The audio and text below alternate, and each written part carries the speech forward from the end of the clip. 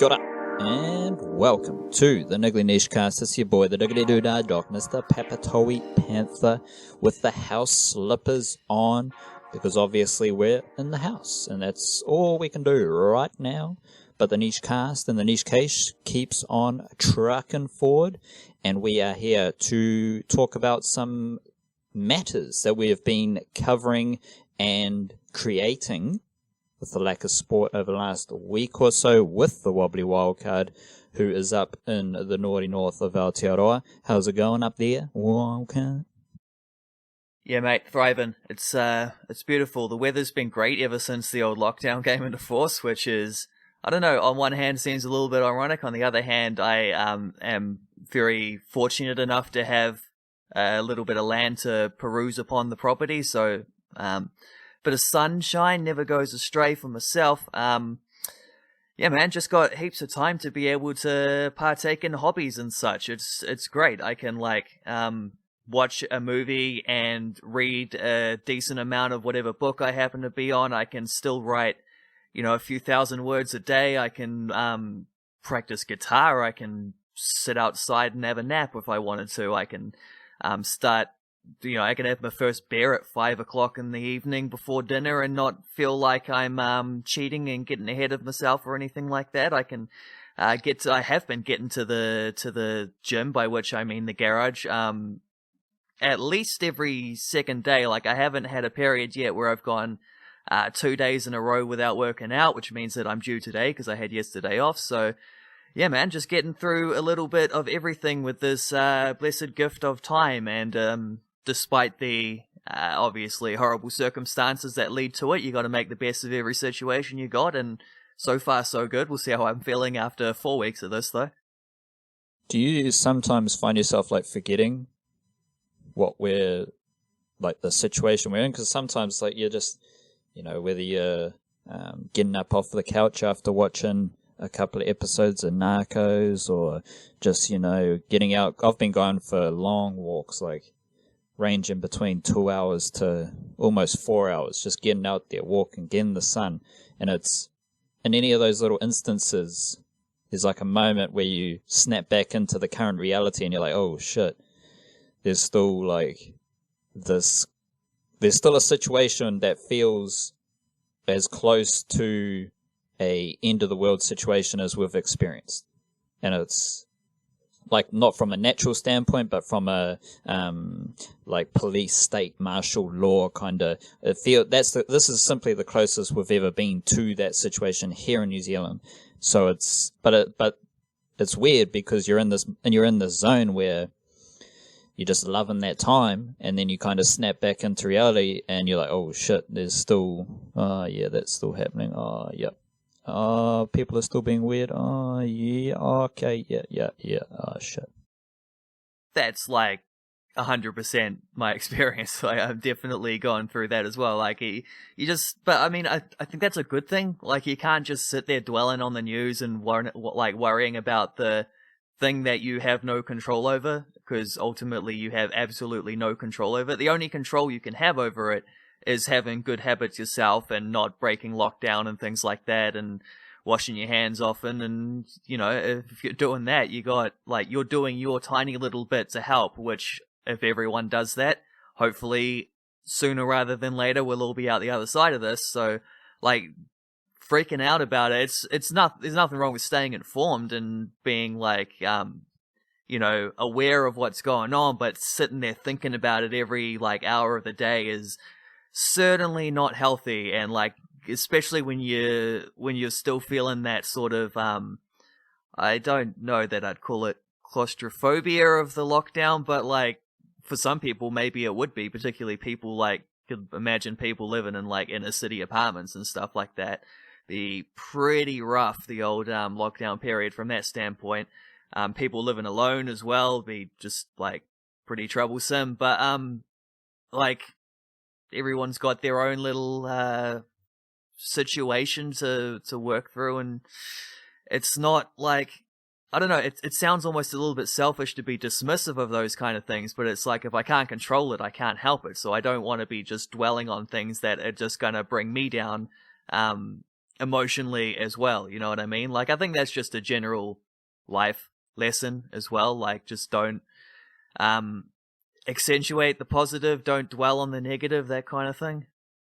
For damn sure. We came out swinging last week with a, not necessarily like a guide, but just some things that might help people in the situation. And having, we're almost a week removed from our last episode, and I kind of reflected on that a wee bit, and just hearing how you started this episode. I think the important thing is just for people to do what they want.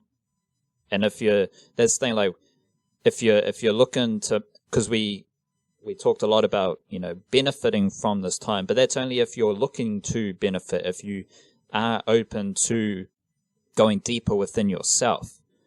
However you want to spend this time, whether you want to be super useful, maybe it's a good time for you just to relax and do nothing and feel good about doing nothing, because no one's going to be on your ass like, hey bro, like, you should probably do something because you haven't been doing shit for 2 days. Like, no one's going to make you feel bad about that at this time. So it's like, on the one hand, there are a bunch of things that might help people during this time, but it's also a great time to just do what you want, which is what you alluded to at the start of this episode, is now we all have the gift of time, so we can spend that time doing things we want, whether that is staying on the couch, whether that is doing some gardening, whether that is pushing yourself to be better, whether it is getting into a military mode of discipline and focus and all that shit, however it is that you want to pursue this period. But ultimately, it's up to you. And that's the beautiful thing, is that you get to spend this gift of time however you want, and no one's going to make you feel bad. No one's like, yeah, there's some things that are going to be better. There's like, it's going to be interesting to see how people emerge from this time, like whether some people are fat and very white because they haven't like stopped playing video games, or if some people are going to emerge like glistening with tan skin because they've just spent the whole day walking. Like, whatever it is, you're going to see how people have spent the time, but ultimately for those people, it's just up to you. And then no one, that's the good thing about this time, is that no one can make you feel bad as they might otherwise do in a normal society. No one's going to make you feel bad for just doing what you want to do. And that's, I think that's an important thing to highlight and remember at this time, is that it's a good time just to do what you want. Yeah, I mean, we all know what, like, modern society is like, and it's the old sort of hamster wheel effect, where you're just, like, running on the spot, constantly trying to keep up, and endless distractions and all sorts, and a lot of those distractions are still there, but the hamster wheel isn't turning right now, which is crazy and unique and a great... I was going to say reward, and then I thought maybe I should say relief. I'm not sure if there's a combination of those two words somewhere, but I will say that there's there's a lot of people out there in society who really, really, really, really needed a break, and here's a little bit of a break, right? That's the one. That's the one. I think that's the gift. That's the gift of what we've been given. It's a time for a break, and what a beautiful time to kind of be alive. Well, we are alive, so it's a beautiful time. It's another time for our monthly look at some musical matters, just albums and projects that we enjoy each month. We do our little jukebox thing where we share some of the music that we have been listening to in album form. We share a lot of music, so we're not just here for sports, we're here for music. We both love music, and we both love our brand of music, our style of music, our creative ears, and what we absorb musically.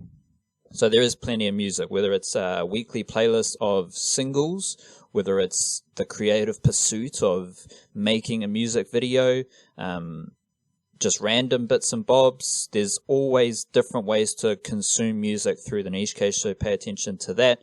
And I think the album Jukebox does serve as a bastion of the album and of the EP and the mixtape, in the world of singles, everything's designed to be a single, to be streamed and generate income for the artist that way. And our album jukebox, which does extend out to EPs and LPs and mixtapes, it's a good way to consume content and the project itself. So it's a good way to shout out to the albums, shout out to the projects. That's what we enjoy as well. And we're just about to publish that one. So I want to know one or two of your favorite projects so far, and then I'll do the same because there's a couple of clear cut people and artists that I've got in mind. But what's maybe to start the year as well, because I don't know if we did this after January and February. So from March and just to start 2020, what are some of the musical projects that have really captured your heart and your ears and your soul and your toes? Rightio, yeah.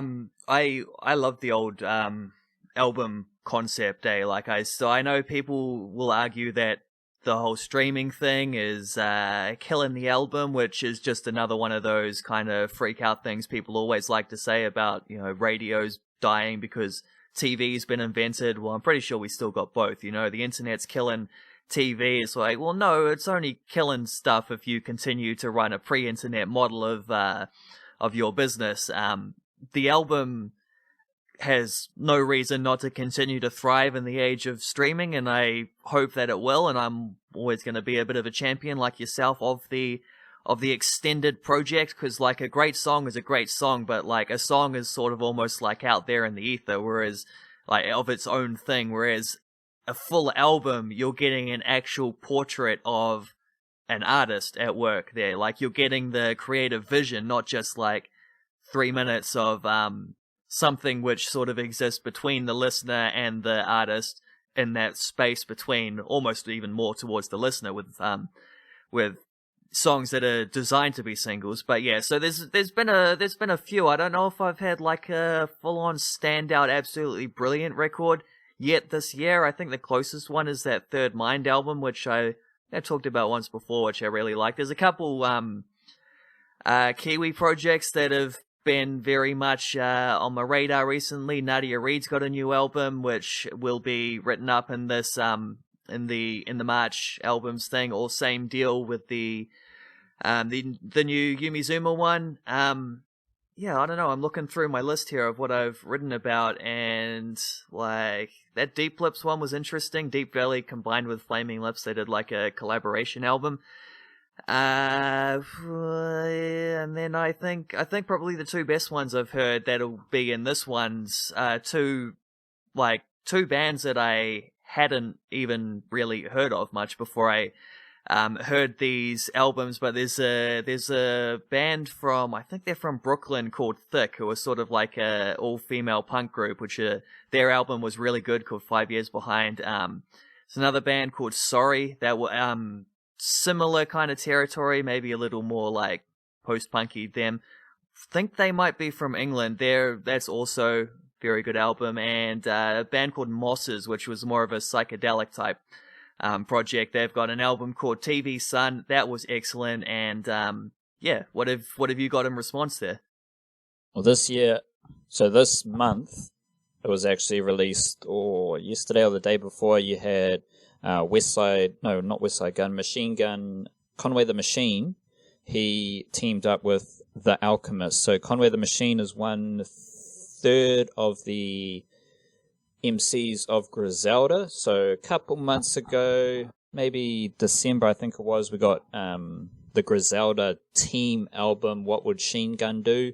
Which was, oh my gosh, dirty. It was filthy. It was just filthy raps, and it was a beautiful thing. And then so Conway the Machine teamed up for a little EP, Lulu, with The Alchemist, which I've been listening to extensively over the last few days, and it's the last one to add into my little jukebox for this month. But that's coming after The Alchemist served up The Price of Tea in China with Boldy James, who is also Boldy James is more super underground, and that was also very good, and that was part of the January and February jukebox. And then Alchemist came out with Conway the Machine for this Lulu project, and I'm fairly confident in saying that The Alchemist is the best producer in hip-hop right now. There are obviously going to be producers who make bigger hits. There are going to be producers who team up and collaborate with bigger artists, but The Alchemist he just never fails to deliver. He never fails to serve up musical excellence, and the rappers that he collaborates with are very good they suit the aesthetic, but they're also fantastic storytellers. They also come from unique perspectives, and they're so talented that they can deal with the production that The Alchemist delivers. And you got to think, like, it's kind of like a Madlib Freddie Gibbs scenario, where not every rapper is going to be able to sit in Madlib's kind of grooves in his pockets, and the sounds that he's delivering and the lack of sounds that he's delivering. Like, you're not going to get the thumping bass that everyone can deliver their flow over. It's a very challenging, it's like a grassy wicket for a batsman, and you need to be a good batsman to score runs on a grassy wicket. So to deal with the production of Madlib, which is the grassy wicket, you got to be a talented MC like Freddie Gibbs. And to deal with the production that Alchemist serves up, you got to be cut from a certain cloth as an MC. So I just wanted to take the time to highlight The Alchemist as a fantastic producer, the best producer going around right now consistently. Like, there are other producers, guys like Madlib, but they are a bit more sporadic in their production. And there's a bit more of a mystique around them, which is cool, that's fine. But in terms of who's delivering the best music consistently at the moment, it is The Alchemist, and you just can't go wrong with any Alchemist project. So if you're looking for music to listen to, jump on The Alchemist, and he usually has some sort of collaboration because he is just a straight up producer. But there's also a long list of just straight up instrumentals, which is another little project by Knowledge, who biggest like surface level achievement is the collaboration he did with Anderson .Paak, the No Worries little crew. But Knowledge just released 1988, which is an instrumental project as well. And it's just wavy as fuck. Like, it's just beautiful music. So shout out to The Alchemist. Shout out to Conway the Machine, who on Lulu, there's a bit of growth in his flows and how he's delivering, which is very engaging as well. And then also shout out to Knowledge Tambien. Beautiful. Have you got into any of these, like, because a lot of artists are doing like little home concerts and stuff like that at the moment, and just recording things in there, chuck on the phone camera or the laptop camera or whatever, and just go live. Have you caught up with many of those kind of things yet? Because I've been, at first I was really excited about that prospect, and then I just sort of haven't really found any interesting ones yet. I don't know. It doesn't seem as so it all seems a little bit more like a great little initiative. Pretty cool. Like, and if you're a big fan of someone who has been embracing that, then sweet as. But I'm still waiting for one that sort of captures my attention and feels less than just kind of like silly and frivolous. I don't know. But having said that, there has been like just a great array of stuff where they've like, people have opened things. Like there's a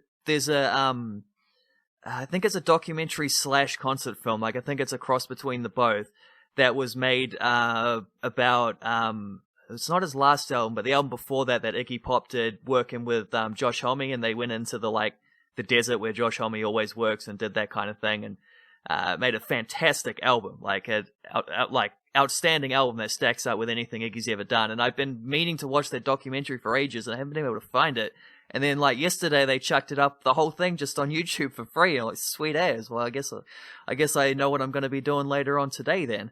But yeah, the other one on that, is under pressure from the great man LeBron James, ESPN have decided to pull forward, and in this case, it's not just ESPN, but the international broadcaster for New Zealand through Netflix. So Netflix will be premiering the 10-part ESPN 30 for 30 spin-off documentary about Michael Jordan's final season with the Chicago Bulls. Instead of being in like June or July or something, it's going to be on in like 2 weeks, I think, like 2.5 weeks, which, mate, I moved off the topic of music here accidentally, but I could not be more excited about that one. That is going to be outstanding. Yes, for sure.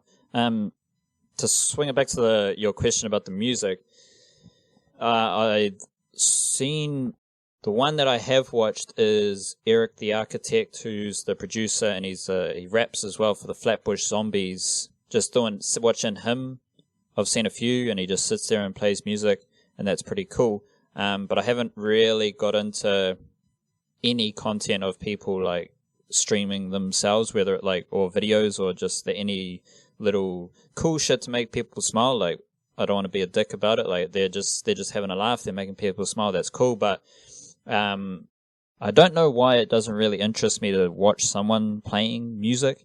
The Eric the Architect one is cool if you want to watch it, because there's such a variety of music, and it's just a pretty cool vibe that suits me.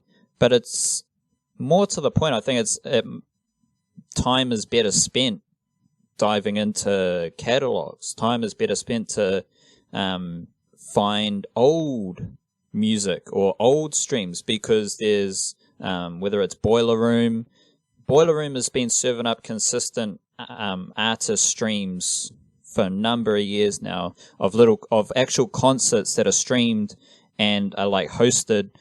So the one that immediately comes to my mind is the Freddie Gibbs and Madlib one, where they're in this like small confined venue and they're just performing Bandana, I think, or Pinata. I can't remember which is first, but they're performing. So whether it's Boiler Room, there's the Tiny Desk stuff. Like, I don't know, for me, I just kind of find it boring just to watch someone sit there and perform their music. Like, we've seen that before usually, because they have done it before usually. But from that, like, there's so many Fat Freddy's Drop concerts, full concerts up on YouTube. So you can just sit there and watch old concerts from Fat Freddy's Drop. Like, personally, I would just rather spend my time diving into that old catalog and finding old. There was a Bob Marley performing at Western Springs that you can watch on YouTube. Like, there's no shortage of that sort of content on YouTube. So it's not like to get your music fix, you have to watch someone stream. No, you can just go watch old shit as well, and that's pretty cool, and it's more interesting to me. Yeah, I think I'm pretty much in the same bag there. Like, I mean, I don't want to take a piss over people bringing joy to other people. That's cool, but there's also like the time, because there's not other stuff going on. Like, the time is there to. This is almost something I wrote about in that Nathan Astle thing, actually. Like, this is an opportunity to go and relive some of those things, or catch up on things you never got to live through the first time. And just the back catalog on YouTube alone, but it all across the internet, if you want to spread your wings even further, of just like fully produced live shows with like massive audience and things like that. Like, yeah, Boiler Room's fantastic. I think they did did one for the OCs one time, which is like, those concerts are savagely beautiful. Like, and there was a Tiny Desk one of Bob Ware the other day, like, would have been only a few weeks recorded before all the lockdowns and stuff like that, which I thought was just going to be a nice, pleasant little listen, and it was absolutely fantastic. Like, I wasn't expecting it to hit as hard as it did, but like, all those, like, just a treasure trove online of all of those like wonderful things that, yeah, we got a little bit more time. And I think just the old, like, as cute and fun as it is, of just like flicking the live button on and playing a couple songs into the camera kind of thing, it's almost too low stakes. I don't know. I think that's more me that's more my problem than it is anyone else's problem. I just prefer to, like, Well, there's a quote that I like of I was going to say Neil Young, but it's not Neil Young. He wrote it in his autobiography, but it's something his road manager used to say to him all the time, like, be great or be gone. And I just prefer to see people shooting for greatness rather than the little more low-key fun things, which is, like, I will indulge in that if one of my, like, absolute favorites start doing something like that, for sure. I'll sit down and have a bit of a geeze and just be in the presence of someone like that. But other than that, like, that's sort of the only reason you would watch those kind of things. So, I don't know. Whatever anyone gets joy out of at this time, though, is always a noble pursuit. For damn sure. Once again, we'll update on what we've been writing about, and these are you've been holding it down with your football content over the last few days, so we'll get onto that. And there are for both of these topics, we've got an interesting gateway to walk through into the topic. Today I wrote about Devon Conway, the ICC clearing his eligibility date, which is August the 28th. Funnily enough, Devon Conway right now is actually 28 years old as well, so that's a nice little thing. And so I wrote about all of that situation, which we'll dive into the discussion. But first, we have to go through the gateway. And this gateway wildcard is that Devon Conway is 11th on the list of the highest T20 averages of all time. Now, all these lads have played a fair amount of games. Like, they've all played, I didn't sort it through this, but this is how it came out. They've all played over 20 games of T20 cricket. And Devon Conway is 11th of all time in the whole wide world for T20 averages. He's averaging 39.66, and that's coming at a very respectable, healthy strike rate of 124.84. Now, that's all time. So the only other active players who have higher averages than Conway are Virat Kohli and KL Rahul, two Indian superstars of world cricket. And then there is at the top of the list is a little funny scenario where we've got Robbie O'Donnell, the Auckland Aces batsman, is second in the world for the highest T20 average, and he is the leading active player, which is fairly, like, shout out to Robbie O'Donnell. That's like, you should be shouting that from the rooftops, like, don't fuck with me. I've got the best T20 average in the world right now, and second of all time, just saying. First, the highest T20 average in the world ever is a certain Chris Zinzan Harris. Old Harry, pretty much a Kiwi cricket legend. Like, we all grew up just trying to be Harry. He has an average in T20 cricket of 70 with a strike rate of 120. So shout out to those two at the top of the T20 average charts. And of course, we can pick apart a lot of these averages and what it means. And there's always a way to, like, downplay that stat and upplay that stat. Anyone could do that any day of the week, and it doesn't take much wisdom or brain power to do so. But it's just it was fascinating to see Robbie O'Donnell and Chris Harris at the top, and then obviously with this discussion wildcard, Devon Conway 11th all-time T20 averages and the fourth highest average of current players. Now that flows into, obviously, anyone who follows the niche cage knows that Devon Conway is amazing. We don't need to regurgitate all of that shit, because every domestic daily thing over the last 2 to 3 seasons that I've wrote has included Devon Conway, such as being his run scoring abilities, and any cricketing podcast that we've done has featured some sort of Devon Conway discussion, because the dude is an absolute run scoring monster. And now he is eligible for the Blackcaps on August 28th. To further set it up and throw it to you, Wildcard, the basis of the thing that I wrote, the seed that was there, was just the bit of a convoluted situation with Conway and the Blackcaps. Like, a lot of people may think that Conway is just going to be an automatic selection. However, that doesn't feel realistic, and it doesn't feel realistic for two reasons. Reason one, whatever you want to call it, is that there are batsmen who are performing in those teams. And then two, you've got the fact that there's this vibe, this culture within the Blackcaps that kind of makes me feel like the Blackcaps aren't just going to kick a batsman out just to make way for Conway. Like, Kane Williamson, as captain, has led a Blackcaps team that is wholesome, that is just quintessentially Kiwi, and there's like, not so much this summer because shit hit the fan and it was the summer of transition and transformation and all of that, but there's just a general vibe from the Blackcaps that like there's a loyalty to the players who have done the job and you got to wait your turn, and just good, wholesome sports team environment. And so I can't see a Blackcaps team just kicking someone out just to make room for Devon Conway.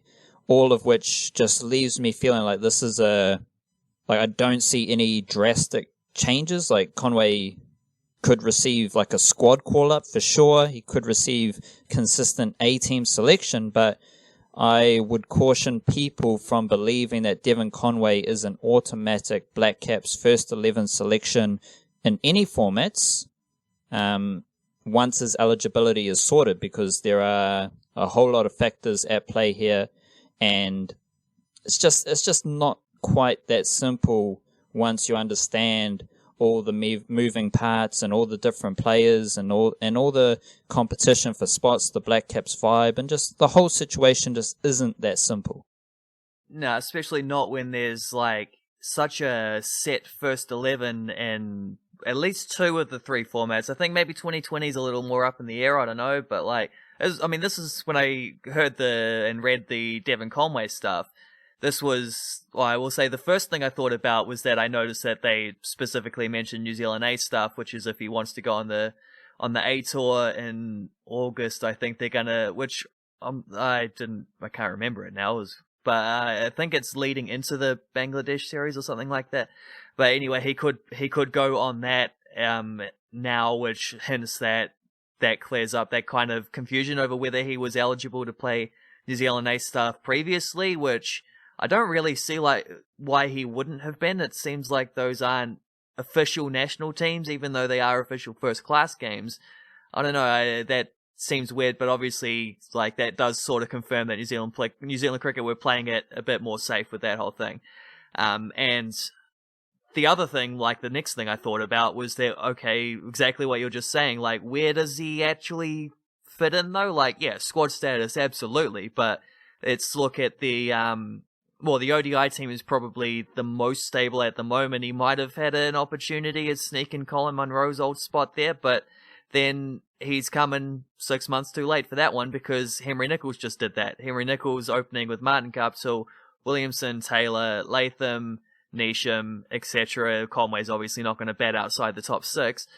Like, that's a very, very, very stable team there in the ODI stuff. The team that that was the top six in the World Cup final, wasn't it? So, like, that's pretty sorted. That's not really, he can wait for someone to get injured, sure, but it doesn't really fit with the vibe of Devon Conway as this, unstoppable genius of a batsman, which up until this point, that's probably true, but it doesn't mean he's gonna, like, unquestionably walk into that team. The test team, maybe if he wants to be an opener, like, there's still that thing of, whether Tom Blundell is a placeholder or really holding it down, but Blundell's done enough that I don't think they're going to drop him straight away. I think he's going to have to play his way out of the team at this point, in which case Tom Latham, Kane Williamson, Ross Taylor, Henry Nicholls. Maybe Henry Nicholls hasn't been scoring as much runs recently as he did like in previous summers, but then having said that, like,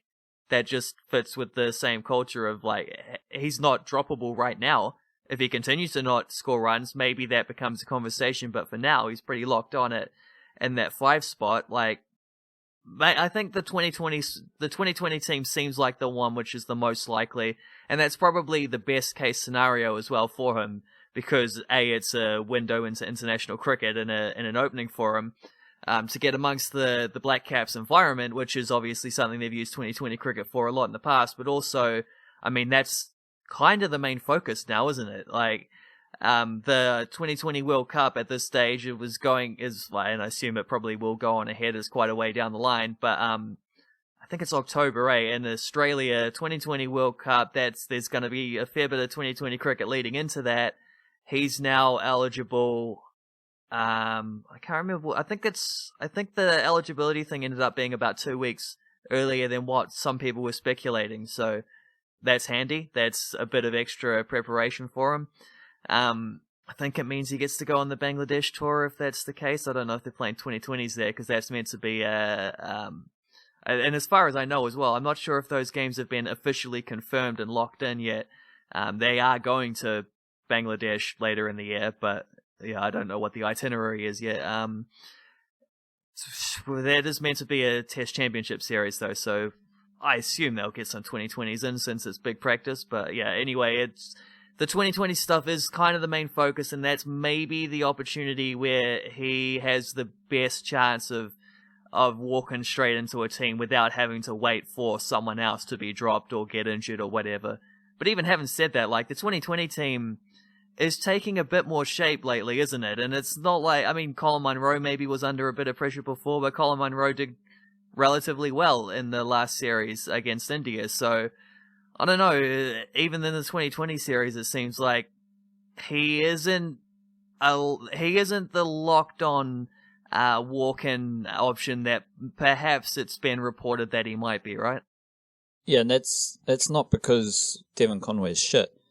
Like, throughout our discussions, as I said at the start of all this, like, Devon Conway is putting up monster numbers. We haven't seen this before in New Zealand. Like, I haven't seen it in all my cricketing coverage, such a dominant force across all formats. It has not existed. So Devon Conway deserves it. It's just that it's far more complicated than many are making it seem.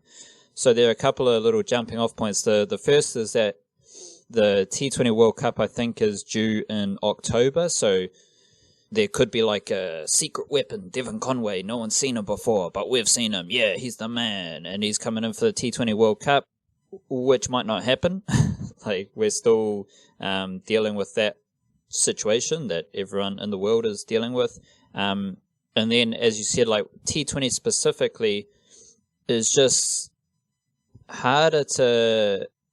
Well, I think overall, what happened this summer actually worked against Devon Conway, because prior to that series against India, I was writing, like, that T20 series against India was massive for Colin Munro and Ish Sodhi, because they had been trending in the wrong direction against India.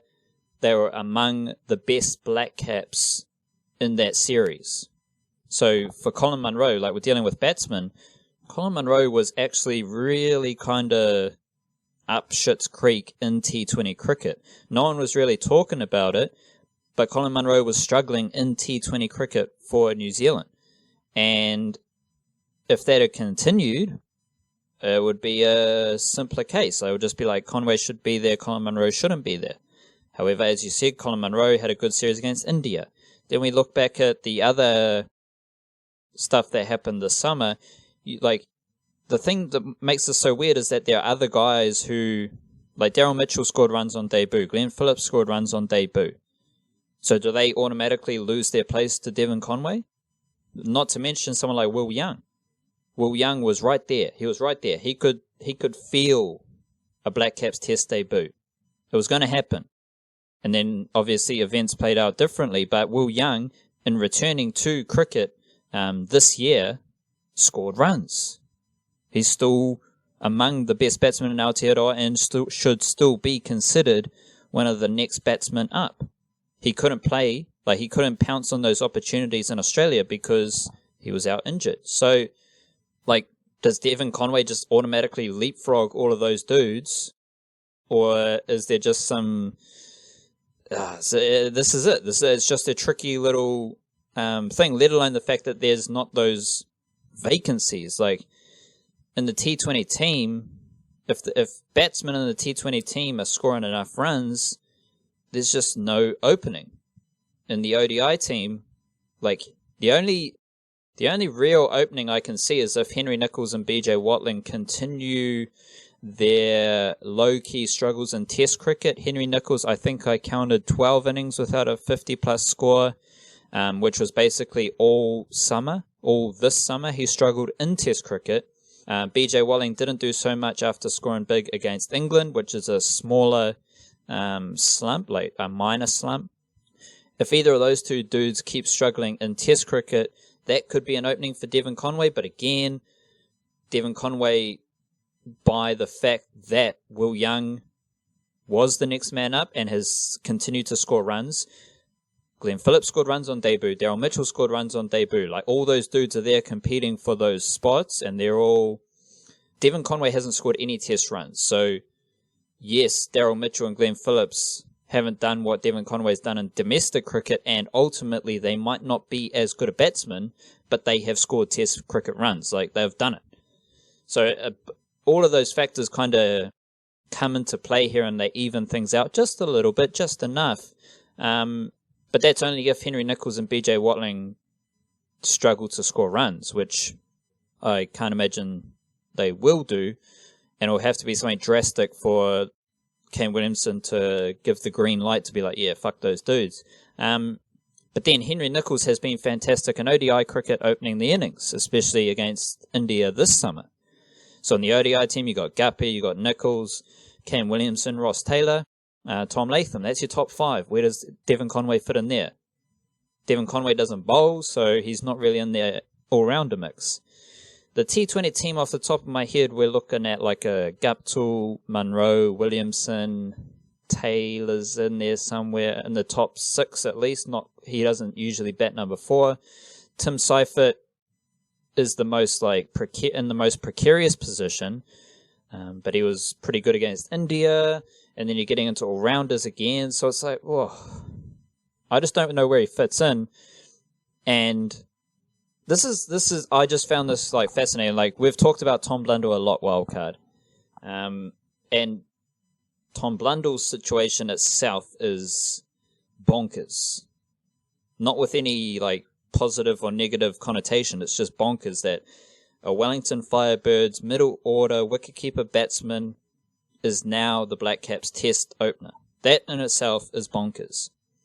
Based on stats and based on my personal judgments, the best batsman from the Wellington Firebirds is Devon Conway. And that's all batsmen, Blackcaps batsmen, whoever you want to put in that category. Coming from the Wellington Firebirds, the best batsman with the Wellington Firebirds is Devon Conway. But it's Tom Blundell who's in the Blackcaps as the Test match opener. Now, I'm not saying Conway should be there ahead of Blundell automatically come eligibility date, but it's just part of this weird situation where you've got the best, like somehow Tom Blundell's got into that position and it's just made things even funkier because like you're thinking, okay, Devon Conway could like be a Test match opener if there's nowhere else to fit. Yeah, but you've got a guy who's scored centuries in difficult situations and like is doing the job. But he's not as good as Conway, but he's doing the job. That's kind of ultimately the vibe I'm getting here, Wildcard, is that everyone with with a pair of eyes, not two of them, but 2 eyes and 2 ears, maybe they can smell it as well through their nose. Any human is likely to say, but Devon Conway's the better batsman. And it's like, yeah, okay, but these other dudes have done the job. They have scored the required runs to at least keep themselves in that conversation. So it's just like, and this is what I'm kind of getting to, is that it's just not as simple as it seems. It's so fucking confusing. Like, I'm talking myself into a circle here, just spiraling into a world of cricketing confusion. And that's the point. It's not just like Conway comes in, automatic selection, done deal. Oh, she's a mess. And a good mess. Like, this is good. We've got options. Like, the fact that Glenn Phillips, Daryl Mitchell scored runs on Test debut, that's good. The fact that Tom Blundell somehow pulled this Test opener job out of his ass is good. The fact that we have Will Young waiting in the wings is good. the fact that there are no holes in any of these Blackcaps teams is good. All of these things are good, but the result is a convoluted, messy situation when we start to think about Conway.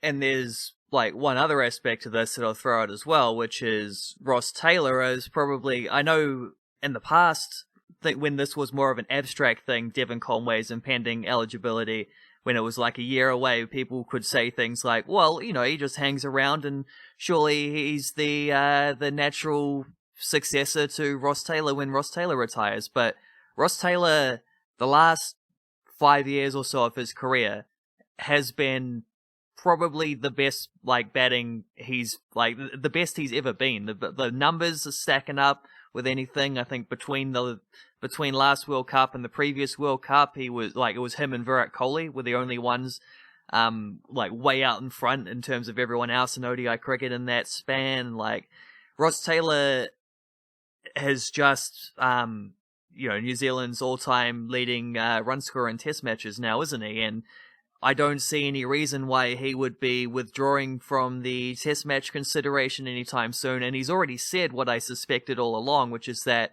all things being, you know, good and even, he hopes to be at the next Cricket World Cup as well. You know, he can still be there playing when he's 38 or whatever. There's no reason why not. So that's not really, it's certainly not a short-term option for Devon Conway to get in this team either.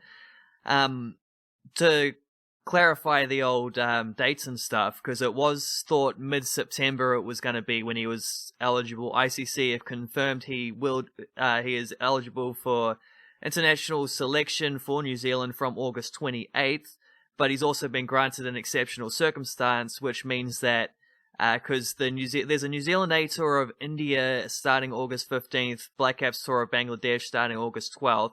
That's like tour dates starting August 12th. The tests, I think, are a week or two later.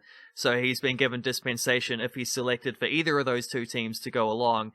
I don't know what the New Zealand A Tour is doing in India. I don't know if that's an all-format thing or just 2020s or just first-class games or, you know, I have no idea. It's always kind of hard to find those kind of future scheduling stuff with the Blackcaps. Yeah, I don't even know what they're playing outside of test matches in Bangladesh. I could check that, but doesn't seem particularly necessary. I will say, like, I think if they want to, like, the ODI and the test stuff is difficult because you would have to drop someone who doesn't really deserve to be dropped. And there has been an element of get in where you fit in with them, like in terms of Henry Nicholls being converted to an opener, Tom Blundell being converted to an opener in the test matches. Like, there's, and even you could say someone like Tom Latham batting middle order. This is going back a little, he's been doing this a little longer, but Tom Latham batting in the middle order in ODI cricket is a similar kind of theme. Like, there's not necessarily going to be a perfect opportunity for a player coming from outside in. You just find the role that is available and adapt yourself to be able to do that. There's a precedent throughout the Blackcaps of people doing that. So Conway might just have to, you know, do that. Like, if he wants to play in the test matches, everyone else is saying this as well. Like, all the other eligible batsmen in the country are looking at their test team and saying, well, if there's a weak spot, it's probably the guy who'd never opened in first-class cricket before until he was asked to open in a test match against Australia at the MCG. And granted, he scored 100 that day, but, well, that game. But that's probably, like Will Young obviously was already looking at thinking of being an opener. You got a couple guys like, you know, on the scene who are already openers thinking this is my position. You got everyone else is probably thinking like, well, if I'm going to make the test team in the next 12 months, it's probably like opener is my best shot. So Devon Conway's certainly in that picture as well. But I think if they wanted to put him into the, like, if from a Blackcaps perspective, because obviously Conway's going to do what he can. He wants to play for New Zealand. He's committed. He's good enough. He'll do that. Like, he'll adapt to wherever he's asked to go, wherever he sees the opportunity. But if the Blackcaps selecting crew, and including Kane Williamson and all this decision making and stuff, like, if they really wanted to sort of kind of shoehorn him in there and really like rush him into the team, the 2020 side, I think you can do that. Like, it might not be for Colin Munro, maybe it would be, but probably not at this point after he'd had a little upsurge.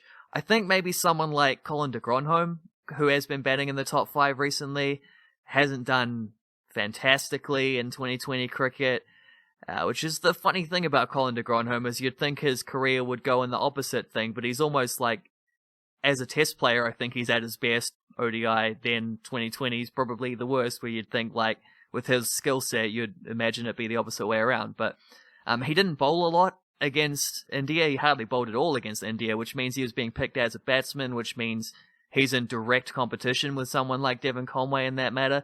I think you can pretty easily squeeze Conway in for someone like de Grandhomme. Certainly when they're both probably going to be in the same squad as well. And 2020 is always going to be a bit more fluid with batting orders and roles and things like that. So I think they can get him in if they really want to. It's just a matter of, I don't know, it would be a little against the old team culture, eh? So I wouldn't hold my breath about it. But I mean, if he's not in the Blackcaps team that goes to Bangladesh in August, he'll without a doubt be in the New Zealand A team that's going to India at the same time, regardless of the formats. Yeah, that's important to note that he should be in any A squad, and by it's just again reinforcing the idea that it's complicated, that it's not as simple as it may seem, which is like what you're getting to there with Colin de Grandhomme. Like any of these instances of Conway coming in for this player, it's a discussion. There's so many moving parts. I have kind of named the Blackcaps second 11 kind of test team, all format team. Let's just go with all format team. I might write about it at some point. I just had to get this idea on paper. Rachin Ravindra and Henry Cooper opening. Devon Conway number 3, Will Young number 4, Glenn Phillips number 5, Mark Chapman number 6, Daryl Mitchell number 7, Dane Cleaver number 8, Jacob Duffy 9, Blair Tickner 10, Lockie Ferguson number 11, and so Conway's number 3, Will Young number 4, and then you've got the openers, Henry Cooper and Rachin Ravindra, very good young openers, promising openers as well. So I don't know why I told you that, but the one thing I will say about that is that there's no spinner in that team, which is reflective of the spinner situation in Aotearoa, and you can get spin-overs from Mark Chapman, Glenn Phillips, and the like, although I did name... Alternatively, there's 3 spinners in that squad, you could say. Correct, with Rachin Ravindra as well. I did name Theo Van Workom in my squad as alongside Logan Van Beek as well. So Theo Van Workom is there, Canterbury spinner. He's just not in that Blackcaps second 11, first 11, which obviously skews towards long format cricket. But yeah, so little bit messy, a little bit crazy. We don't need to go deep into this wildcard because we're pushing on with time here, but it is crazy. Devon Conway, the 4th best average in T20 cricket in the world for players active right now, unwanted on the wider T20 franchise landscape. Now, Robbie O'Donnell's second all-time, and he's got the best average of all players right now, but he's only played in the Super Smash. So it's like, I don't know about you, Wildcard, but especially last season, the Super Smash quality wasn't quite as good, which is New Zealand cricket's fault. Let me get this clear. New Zealand cricket are limiting the quality of the Super Smash by scheduling it alongside the Big Bash League. So the best players are just going to go straight to the Big Bash League. No one gives a shit about the Super Smash, let's be honest, because of the Big Bash is on at the same time. So New Zealand cricket are limiting the quality of the Super Smash by putting it on at the same time as the Big Bash League, and all those imports that could come to the Super Smash as a warm-up for the Big Bash or after the Big Bash, they go to the Big Bash because, no one wants to fucking play the Super Smash over the Big Bash. So the quality of the Super Smash hasn't felt as high as it could be, or as it has in previous seasons. So Robbie O'Donnell's only played his T20 cricket in Aotearoa at the Super Smash level, so understandable why maybe he's not getting the calls from all the big T20 franchises despite having the second best T20 average ever. Devon Conway's 11th. He played a lot of cricket. He made his debut in 2011, and I think he came to Aotearoa 2016, maybe 2017. So that's a significant period of time where he was playing in South Africa and doing very well. Like, Devon Conway was a very good player in South Africa, just without the recognition. And Devon Conway's unwanted on the T20 landscape. It's just it doesn't say much for the scouting and the analytics of all these T20 franchises around the world. The fact that there's very little appetite for Conway. Maybe there's some eligibility stuff, like being unable to leave the country. Like, there's all these things we don't know about necessarily, but surely, like, Devon Conway's got an all-time T20 career already, and he's just the Wellington Firebirds Super Smash player. It's a bit weird.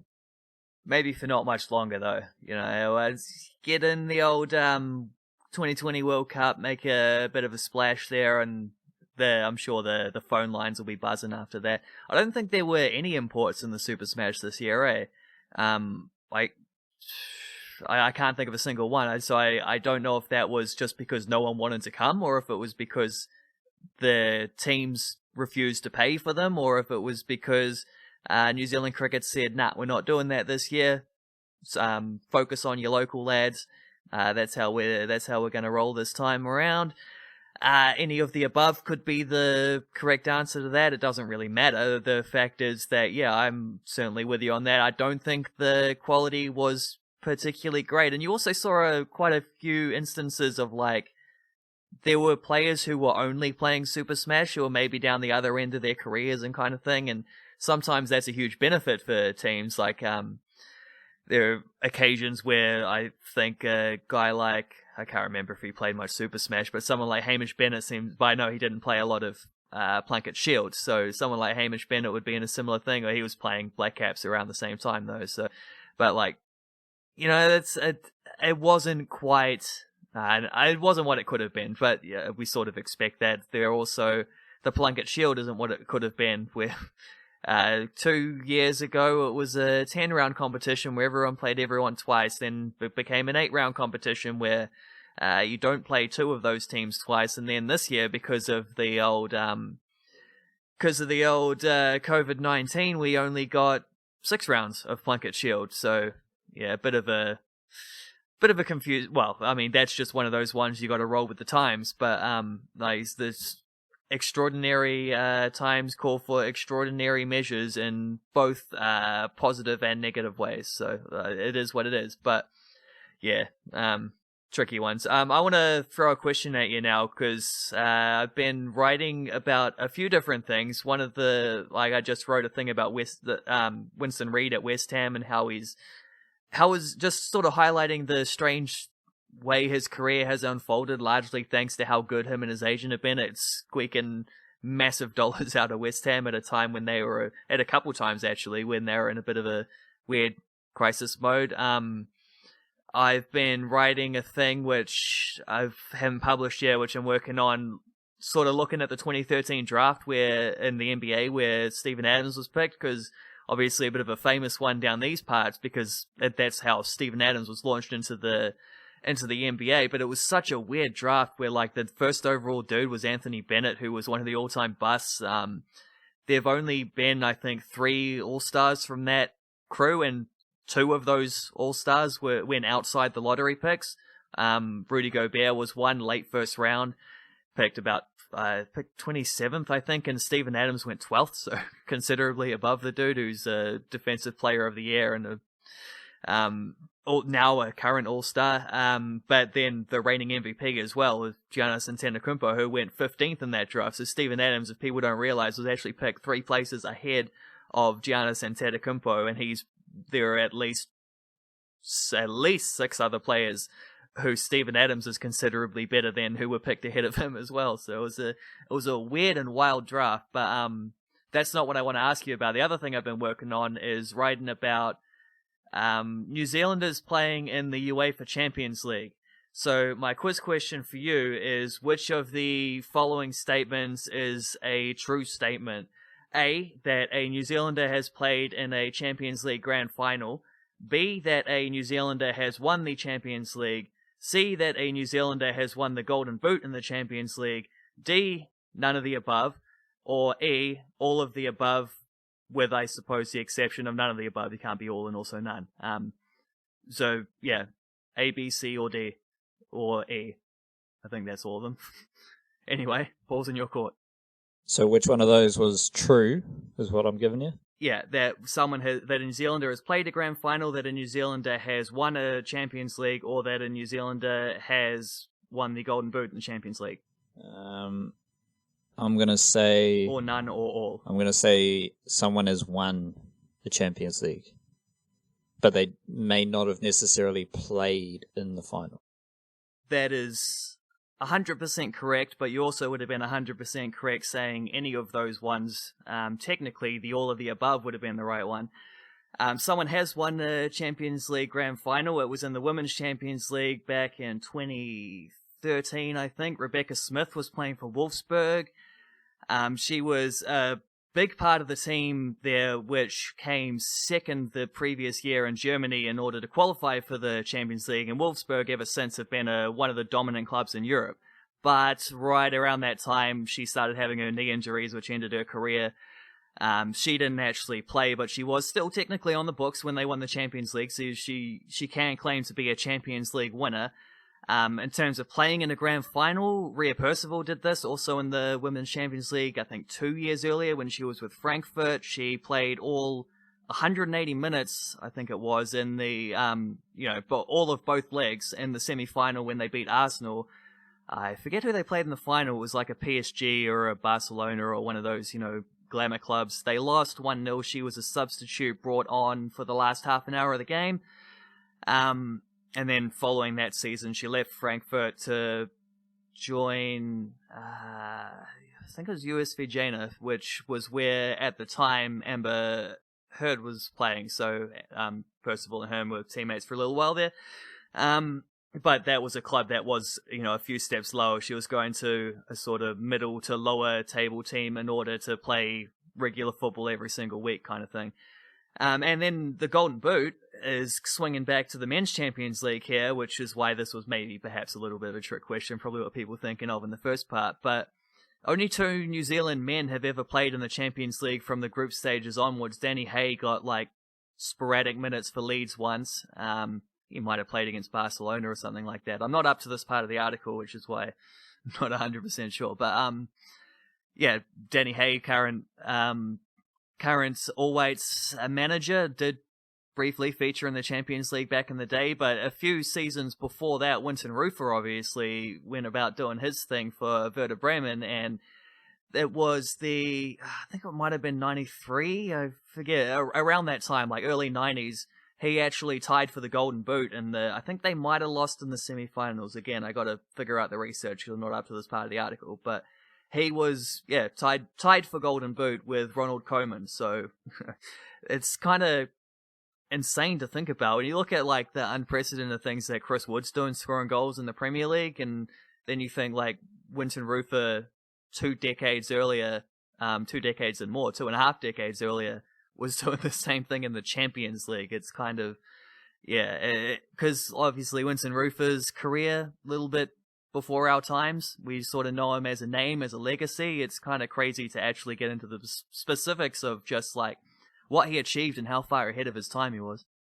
Let's take it back and we'll go through this football gate that I found as part of your football coverage from the last few days that has developed into what you explained there. And this starts with Sam Allardyce, football manager of some level of acclaim.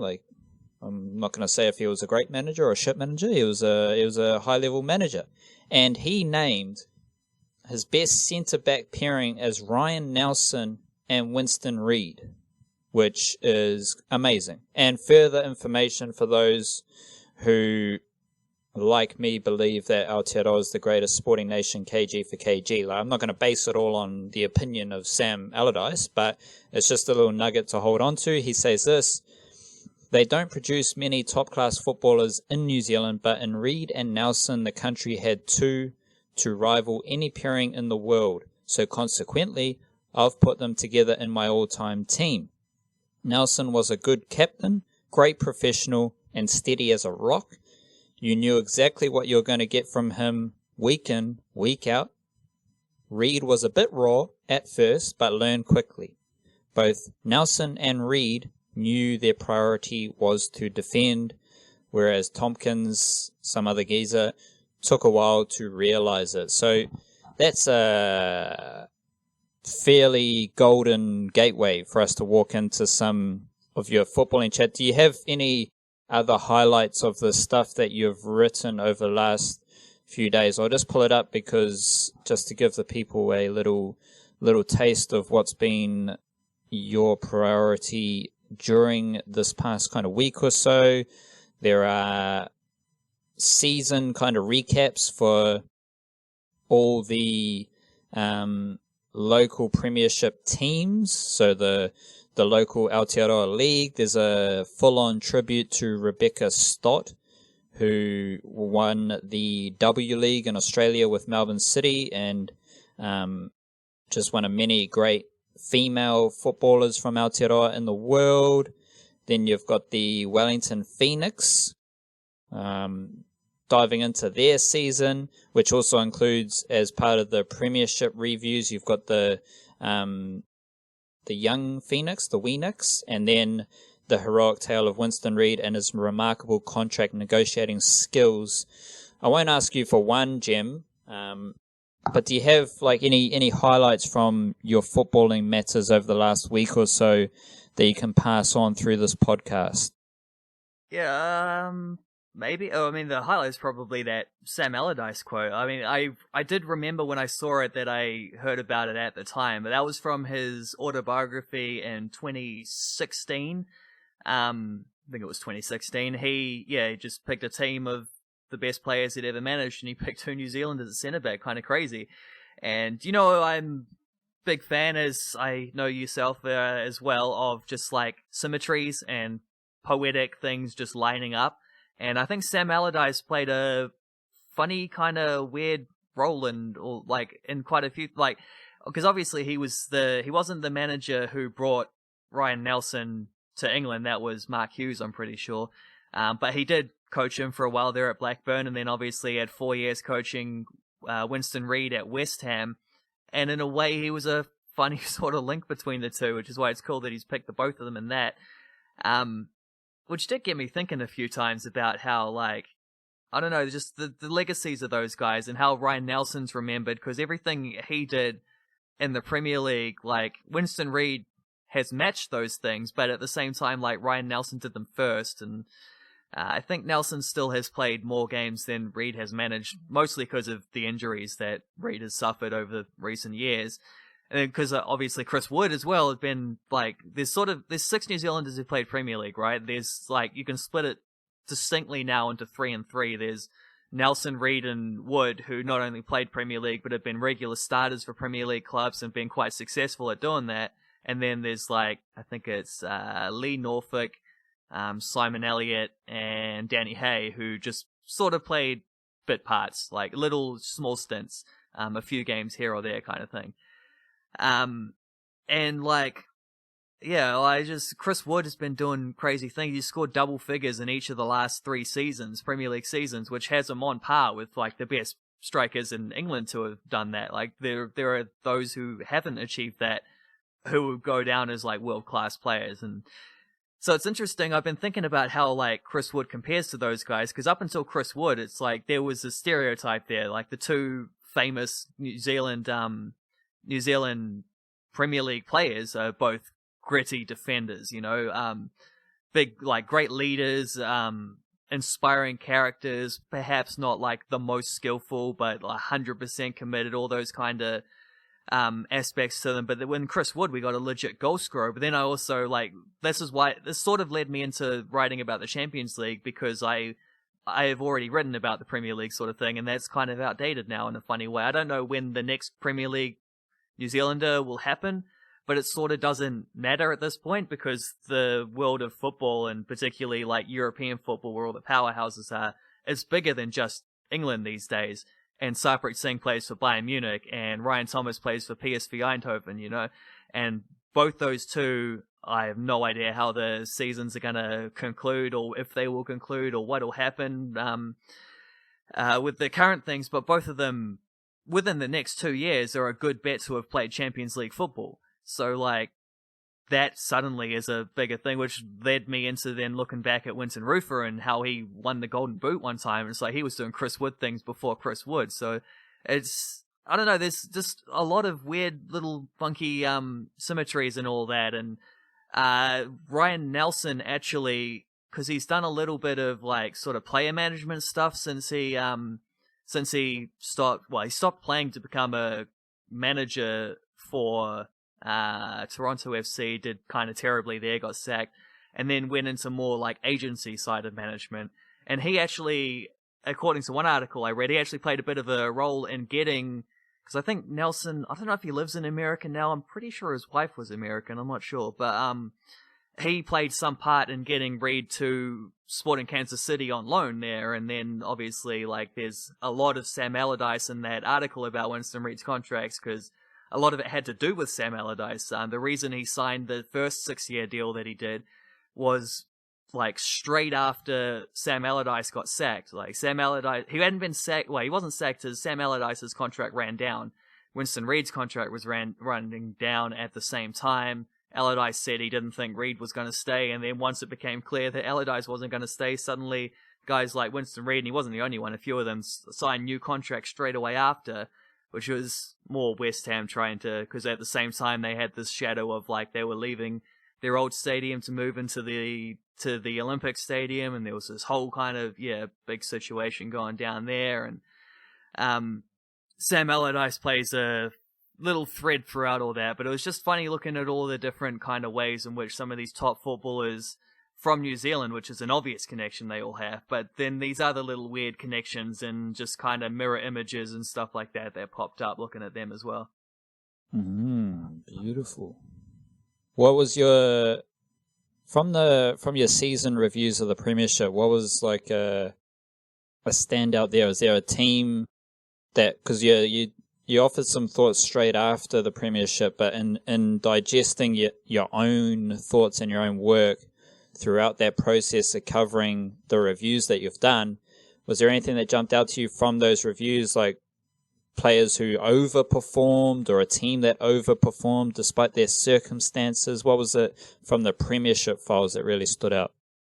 Yeah, I mean, the major standouts, or the major, what would I call it, like the big glowing headlines and neon lights kind of thing of the Premiership coverage will be coming in the following days when I get my team of the season out, which is sort of more of the focus I take on it, is looking at the players who are coming through and the guys who are like playing excellently, the players who have an opportunity to go on to bigger and better things and that kind of yarn. But yeah, certainly like the whole competition as well is a big, obviously the competition is a big deal.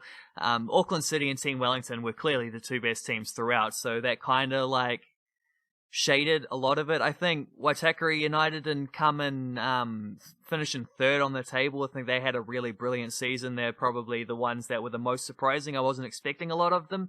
With a young, I mean, everyone's got a new coach, so I can't say that, but they do have a young team.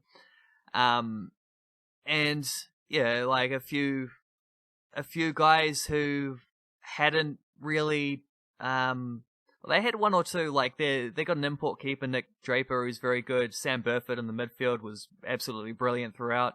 But like someone like Dane Schnell, who hadn't played at this level very much, if at all, beforehand, might have had a few games.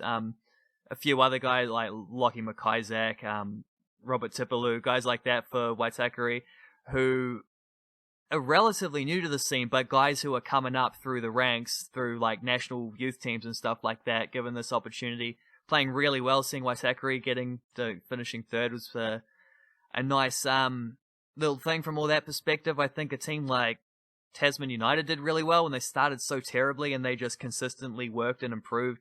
Their home form versus their away form is absolutely drastic. But when they were at home, with a really good defensive team, which was able to withstand things just a little bit more at home, and then they were able to score goals on the counter-attack and things like that. And they were quite fun. They might have made the top 4, probably not. They would have had to beat Eastern Suburbs at the end, so I don't know. But even the Weenix, like the team I most recently wrote about, really overperformed in a lot of ways, and it's not just because they were getting professional players coming in and out as well of their team, because there's a little bit of that, but there were plenty of games which they did extremely well without the help of those kind of guys.